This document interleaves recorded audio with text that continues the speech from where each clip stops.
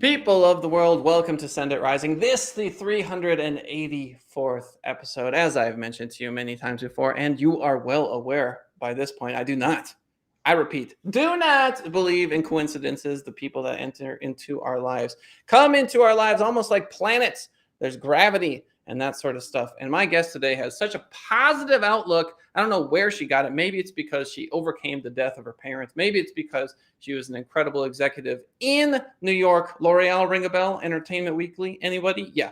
Now she owns her own company. That's incredibly cool. I have met everyone and their mom, and I have yet to meet someone who does what she does. She's going to talk about websites in a day. Welcome to the show, the one, the only, Lindy Nowak. Thank you for the great intro, Cullen. So we have everything we need to talk about, but I'm going to dive right into the deepness. You ready? So parents passed away. Okay. A lot of people have suffered through that sort of thing. And you had mentioned to me backstage that working with your mom through her cancer is what led you to be able to have your entrepreneurship where it's at today. Can you talk to me about that? Sure. So about 5 years ago, my mom came down with a terrible bout of cancer. She caught it a little late.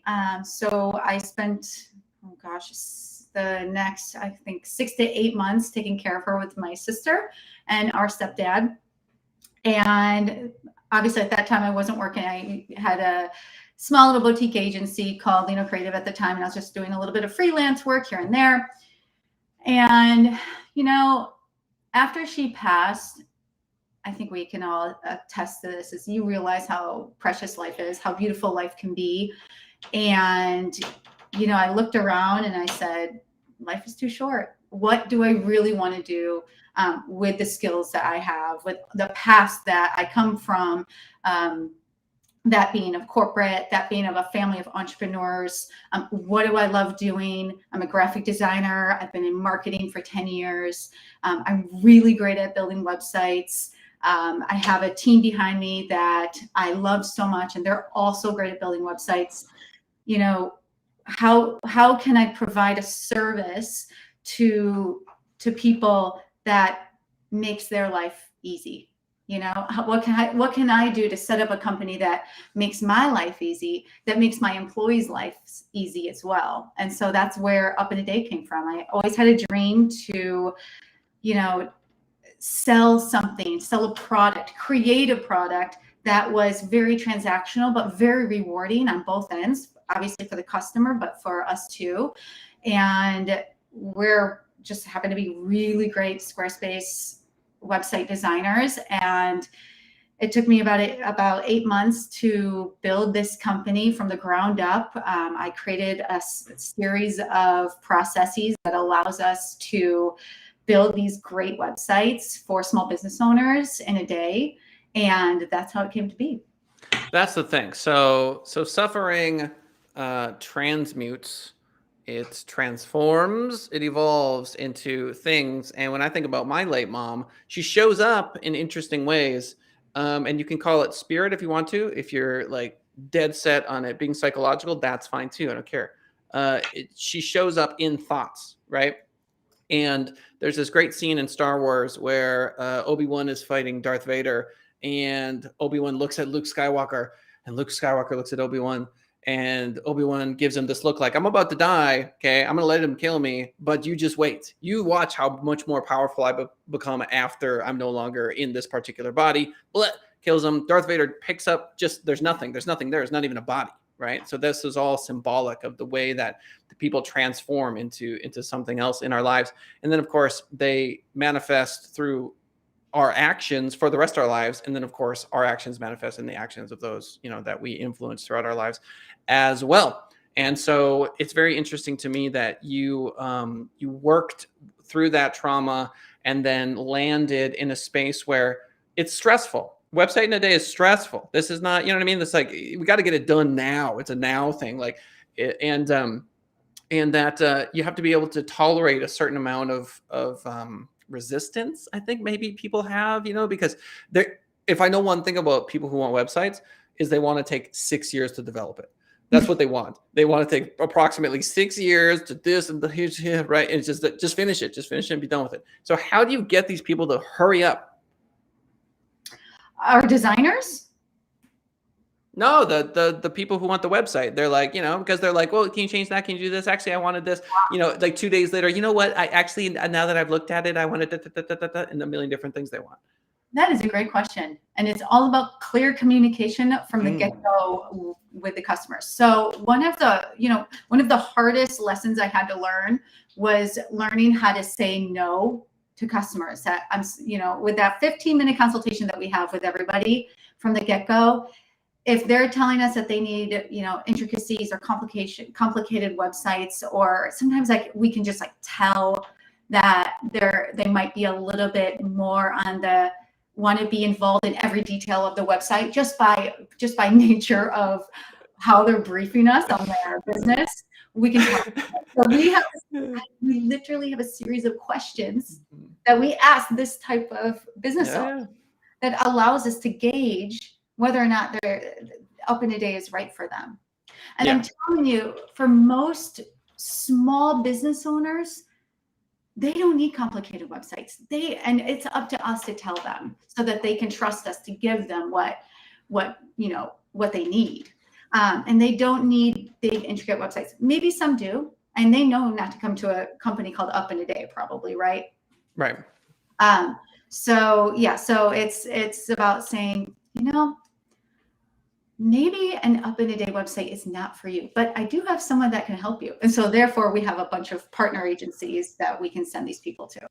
Right. That makes perfect sense to me. What I love about it is it's niche, and you're clearly getting enough clients through the door that are interested in what it is that you're offering that you can turn some away, right? That's every business owner's dream, is going, I want that client and I'll take that one and I'll take that one over there, but not so much over here.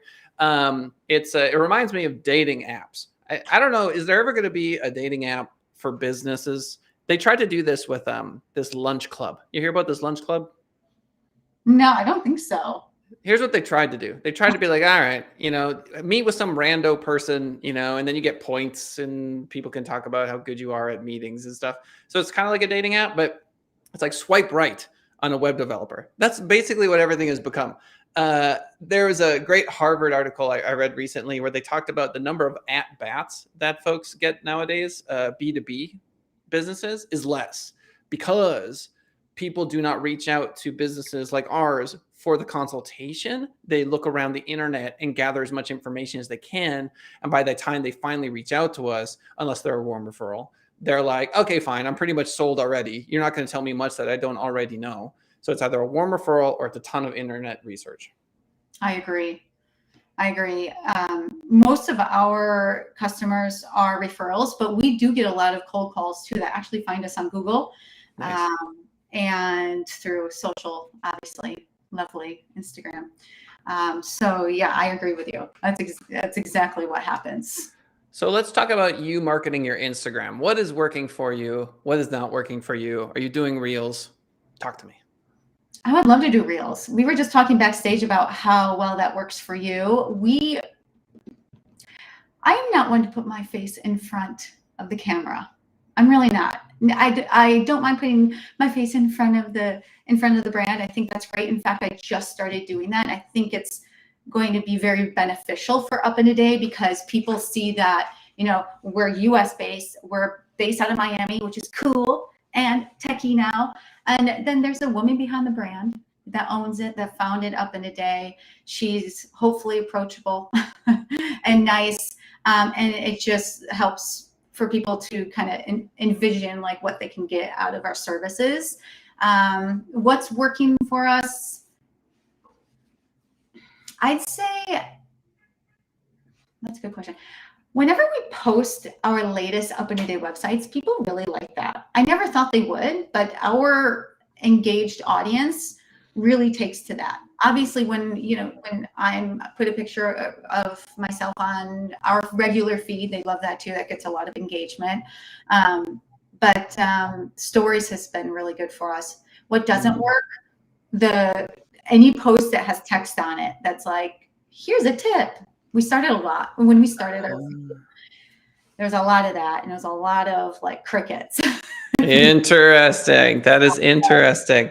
So I think it's all going to be about getting on reels, educating people about what we do, but also, answering, talking about pain points that they may have about their business. It doesn't have to be about their website. It could be about social media. It could be about getting your business up and running. Like, what are some like digital mishaps that you've come across? Like, well, here up in a day, we had to start our business from scratch too, and this is what we learned along the way. And I think that going forward might be really beneficial for us to increase our audience, but also to increase engagement. Yeah. Speaking of tips, Google My Business, which is now Google Business Profile, allows women business owners to add that as a badge on the profile, which is interesting and noteworthy. Also, Black-owned business, veteran-owned business, things like that. So if you fall into one of those categories and have a local business, you may want to check out that.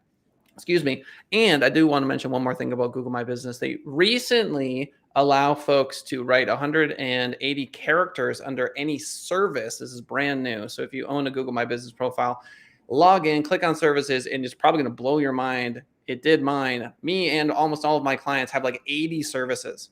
90 Miles Media writes in chat, engagement over followers and likes, in my opinion. I'll take all of them, 90 Miles Media, but you make a good point. Yeah, so B2B is so much different than B2C. Typically, there's the curse of B2B, which is what works for a digital agency is different than what works for our clients. What do you do to folks that want marketing and that sort of thing? Do you feel pressure to expand into that area, or is it easy just to stay in the website territory? It's easier to stay in the website territory, but I will tell you that when I initially started Up in a Day, it was Up in a Day websites, Up in a Day Google Ads campaigns, so smart campaigns, Up in a Day Instagram ads, and then of course the bundle. But I realized that when you start a new company, you can't have it all. You gotta really focus on what you do best.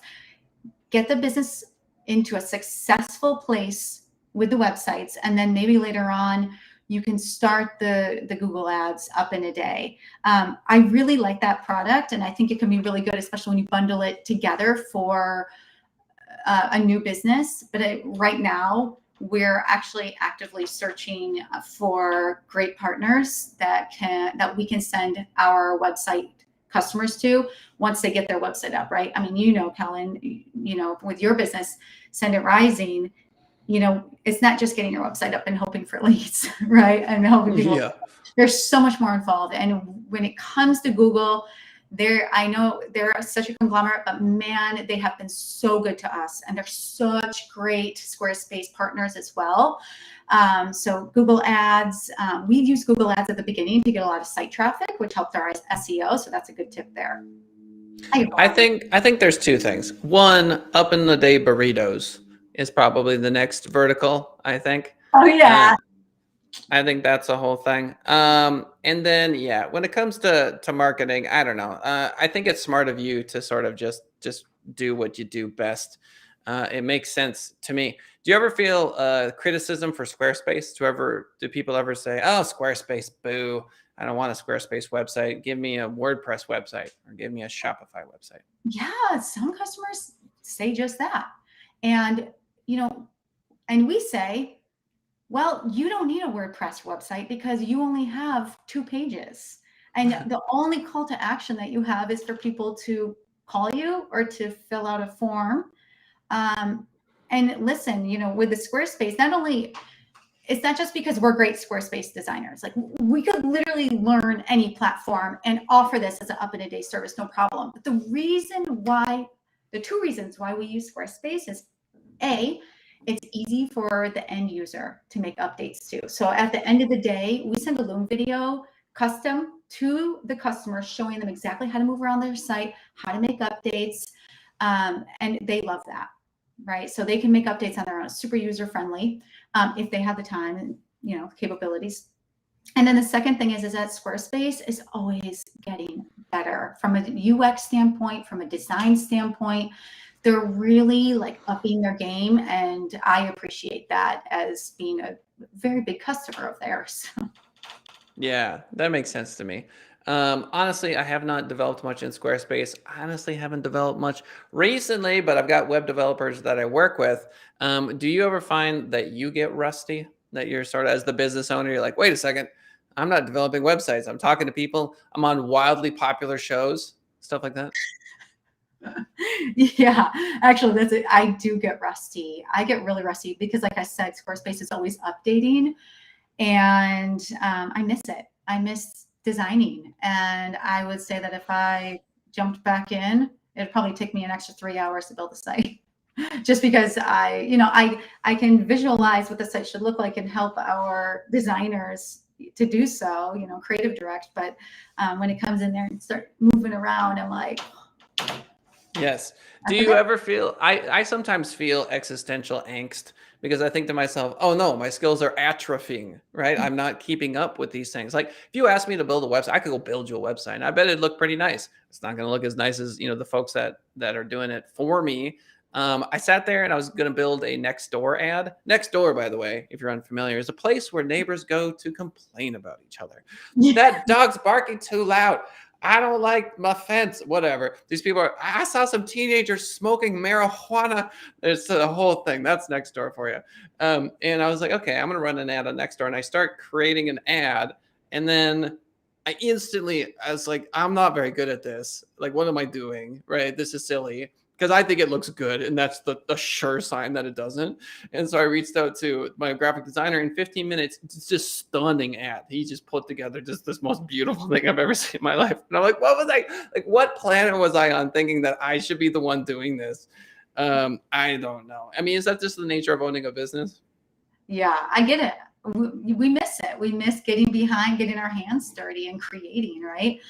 But it's all about hiring somebody that's better than you. So that when you make the mistake and start wasting all your time, you just hand it off to that designer and you're like, all right, I'm okay with this. But yeah, I miss it.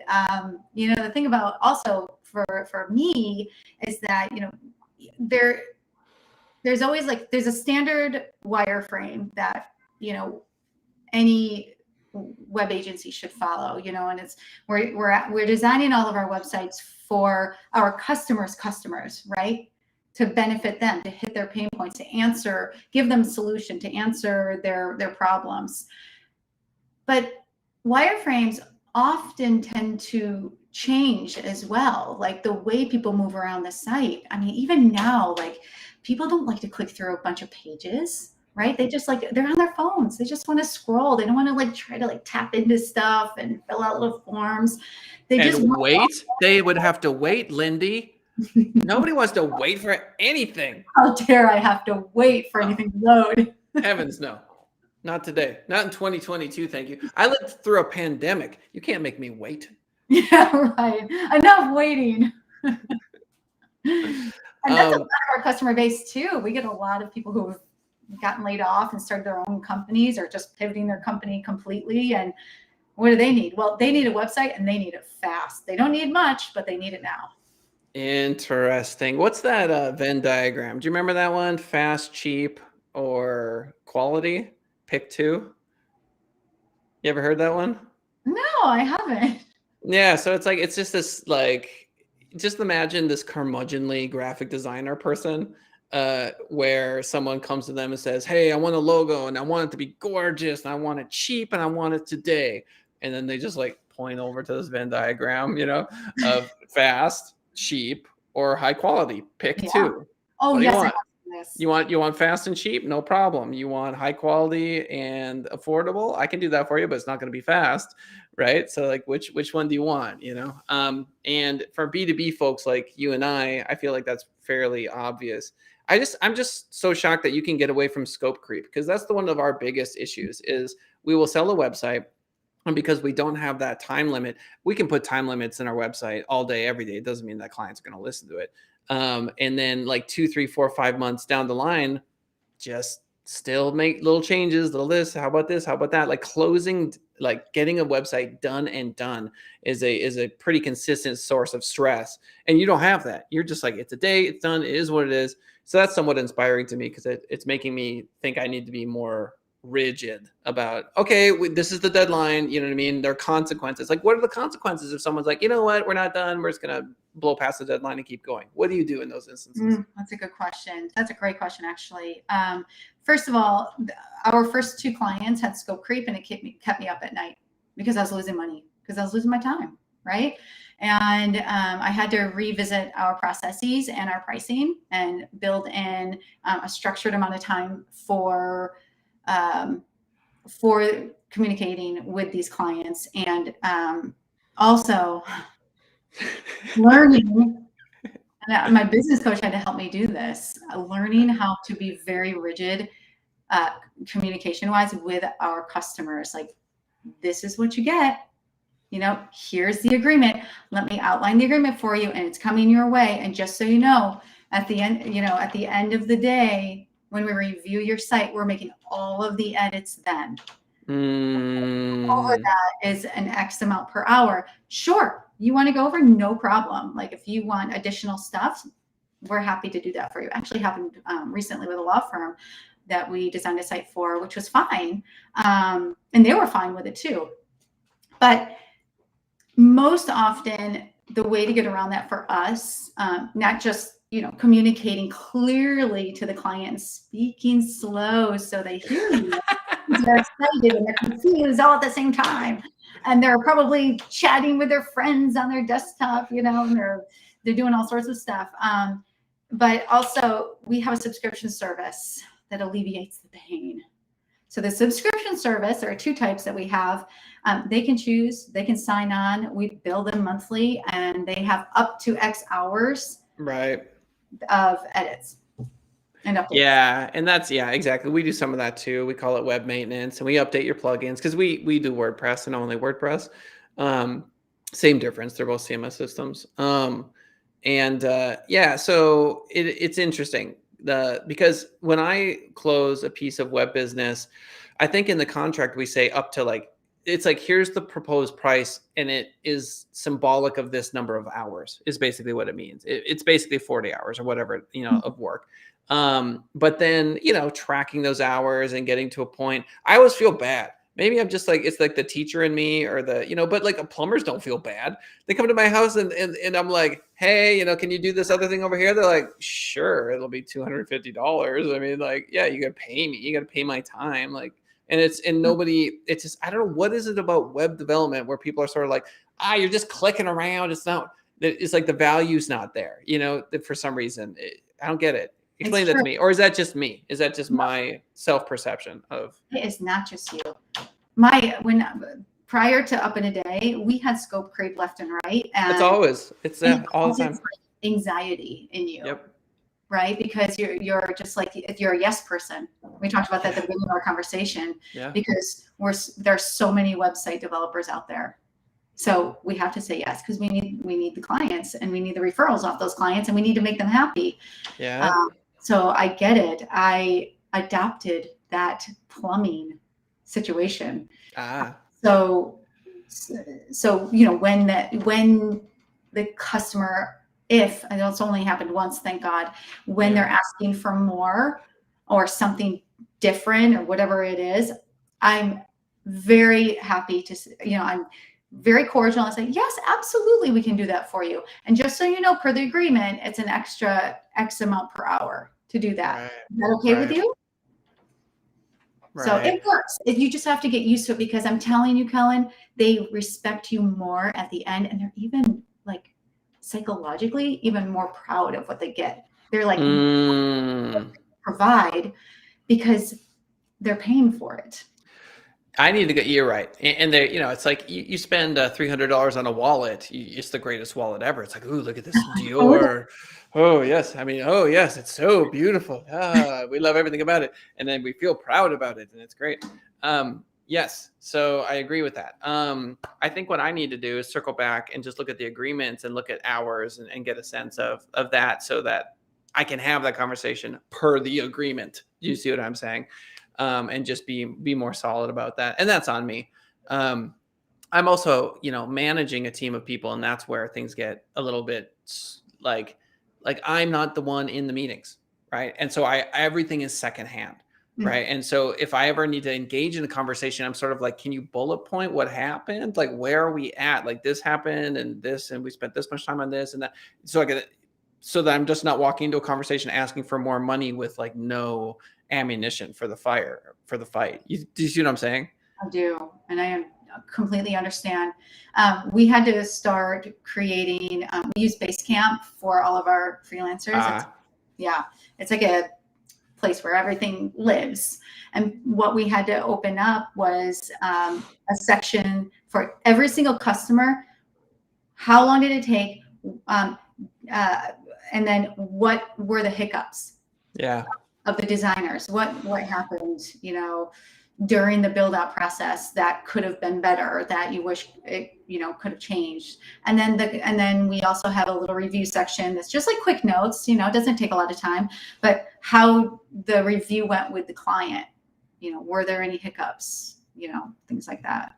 Yeah, brilliant. If you can go to the client and say, here is our spreadsheet of what we've done and the hours that we've done to do it. And as you can clearly see, we are way over, right? It's not even close, right? And then you can at least make an argument. I just feel like I have to like argue for more money. Does that make sense? And that's in my own head. I feel like it's like that. Do I want that conflict? Do I want to go in? And the other thing too is that websites for us are often a loss leader, right? It's not the main source of revenue. And that's something I need to get better about and understand at a higher level and mature and evolve at XYZ. But if there's an internet marketing program coming after a website, I look, because let's say $1,000 internet marketing program over 5 years. How much money is that? Right. Versus a $5,000 website. It's just not even in the ballpark. Of course, you have to do a good job and you have to, it's like internet marketing is difficult and blah, blah, blah. But anyway, do you see what I'm saying? So I tend to be more like, it's fine. Make them happy. Just make them happy. And then be like, would you like social media and internet marketing and SEO and blogging and Google ads and Facebook ads and LinkedIn ads and Instagram training and everything else that's going to happen in the next 10 years? Right. Keep them happy so that you can upsell them after. With what you do best. I mean, you obviously do great websites, but afterwards, when it comes to keeping them on as a client, that's your recurring revenue stream that you need, because that's ongoing. One thing that I don't know if this would help you, but it comes to mind that, communicating with the client during the build out process for you, it could be like, I'm not sure if you have like a set amount of hours. Let's say it takes 40 hours, right? And you get round one. Okay, round one, we're at 20 hours. Round two, okay, we're at. Oh, I like that idea. Exactly. Be like, right, up to a certain amount of hours. And then you have those little points. I love that. Yeah. So it's almost like, it's okay. Round you all day long. They're going to make those edits because what happens in an organization, and I can tell you this from experience, when you're building a very complicated website, most likely you're building it for a large team, large company, right? So what happens is that inside that larger company, who are the decision makers and how many people do you have to go through with getting the website reviewed? Just that decision maker. Are there 3, 4, 5, 6 people involved? And then not everybody's able to meet to review the website at once. And so you have Bob over here 2 days later. It's like, oh, wait, hold on. I wanted to make an edit to that website. And then it's coming to you. And all of a sudden you have all these piecemeal like edits coming back. And it's very frustrating for you because you don't have a line to draw. So I think that, also like people that are needing websites, they're not on the creative side, right? So they think in numbers and they're very literal. They love numbers.